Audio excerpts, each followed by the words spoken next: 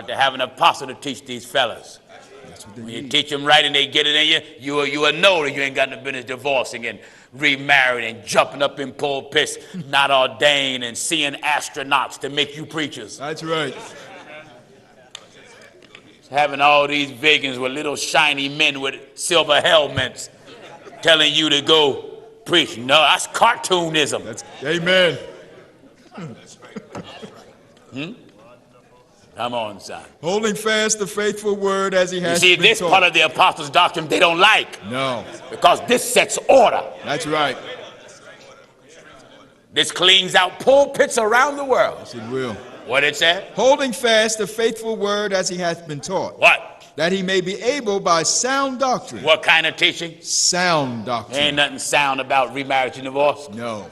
Ain't nothing sound about denouncing speaking in tongue. No. It ain't nothing sound about having more than one God. Amen. It ain't nothing sound about your wife being the first lady in your church. That ain't sound. That's sound. Junk. That's right. That's right. Ain't nothing sound about that. No.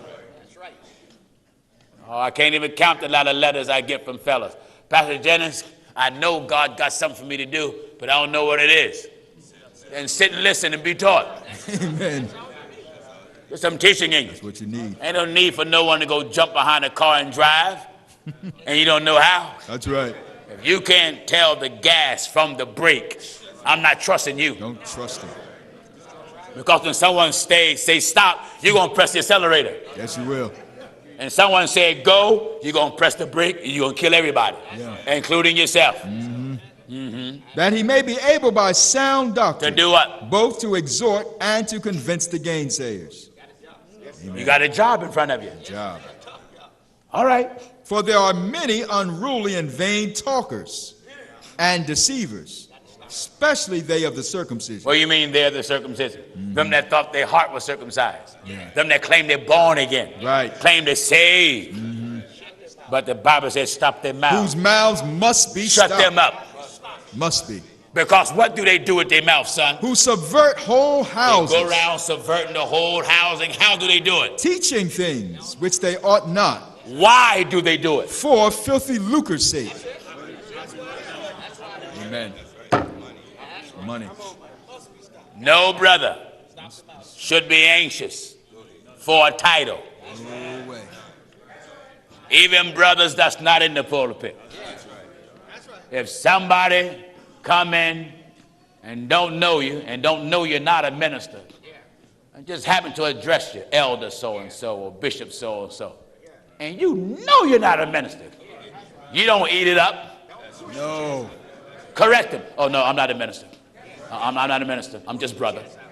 Be honest. Be honest. Because if you let them throw that on you and you keep going on, you know you're dishonest. That's right. That's right.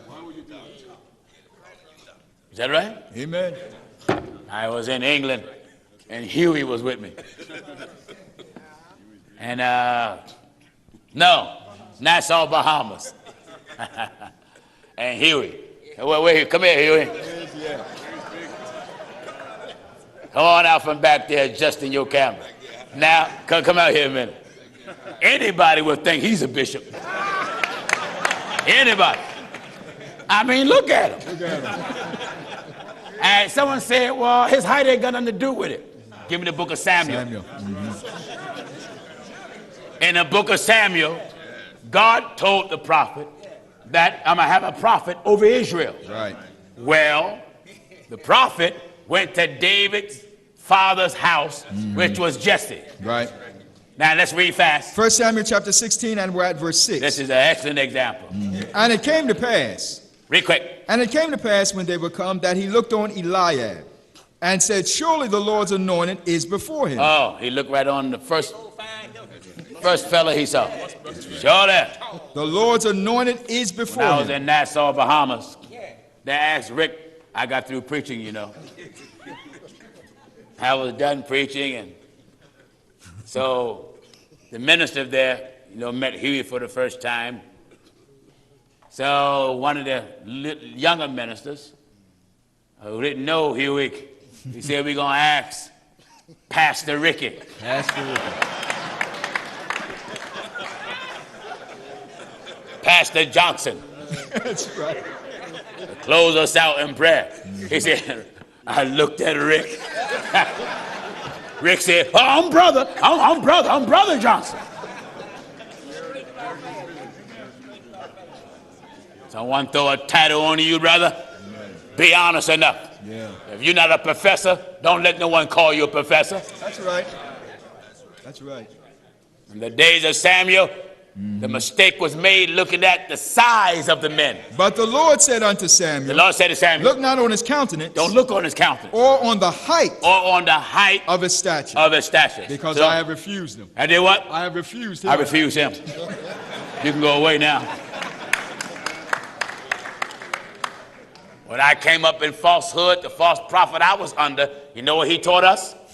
He said that all brothers, you got to have a certain shaped head to be a preacher. he went over to Williams.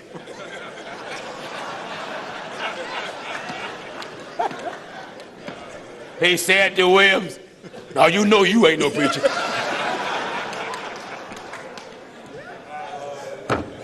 But people believe that kind of foolishness. That's right. It's not in how big or how small your head is. I don't care if your head is small as the tip of this microphone. And your feet was a size 22. My Lord. And your arms was as long as an elephant's trunk. And your neck was as wide as a neck brace, with the head the size of a microphone. In that strange condition, God, if he choose, can still make you a preacher. You will be an unusual specimen, but God can make you a preacher. Finish up so I can knock off. Everybody all right? Yeah. Come on, son. For there are many unruly and vain talkers And deceivers, especially they of the circumcision, who mouth, must be stopped, who subvert whole houses, teaching things which they ought not, for filthy lucre's sake. Now that's the problem, ladies and gentlemen. The preachers are out preaching for money. So when any preacher tell you you don't have to be ordained, turn your back, don't even pay it no mind, because it's plainly in the scriptures. Ordain elders. You got to be ordained. Any man say he's an elder, he became one by not being ordained. Satan even reached to him. Satan reached and ordained him. That's right. And sent him out. That's right. You got to be ordained by an apostle to have the thing right. Repent of your sins. You that are watching. You that are watching. I think of when I was in Bahamas, there was a brother who was watching the telecast on the internet. And when I said, do anybody want to be baptized in the name of Jesus Christ? He was way in the Bahama Islands. When I said stand up, he stood up in his living room. Huh? In his living room, way in the Bahamas. He stood up. He was ready. And he went down in the water in the name of Jesus Christ.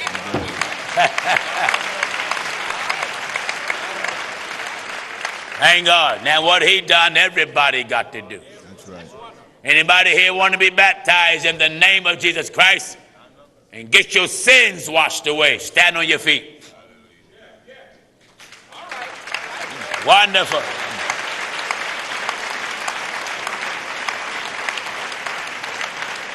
You see those brothers and sisters over there with their hands up? All of you that want to be baptized, go right where they are. Oh, every time the message falls. Come on, Brother Harris. Anybody else want to be baptized? Let me give you some good knowledge. You that are here. It ain't not one of you saved without baptism. If you bow your head and raise your hands, you ain't saved. You just got a tired neck. You say, I confess in my mouth, believe in my heart, I am saved. No, you're not. The Bible says you shall be. That means you got some more work to do. That's right. You pray the sinner's prayer. No such prayer exists in the Bible. Repent of your sins. Be baptized in water. Today, we got water right here. Here's water. What hinder you from being baptized? For if you want to get into the kingdom of God, you must repent of your sins, and you must be baptized. If anybody else want to be baptized, come on. Just come on. Go right where them brothers and sisters are. so you can get your sins washed away. I don't want you to go to hell. I don't want you to go to hell. But you will never get into the kingdom of God without it.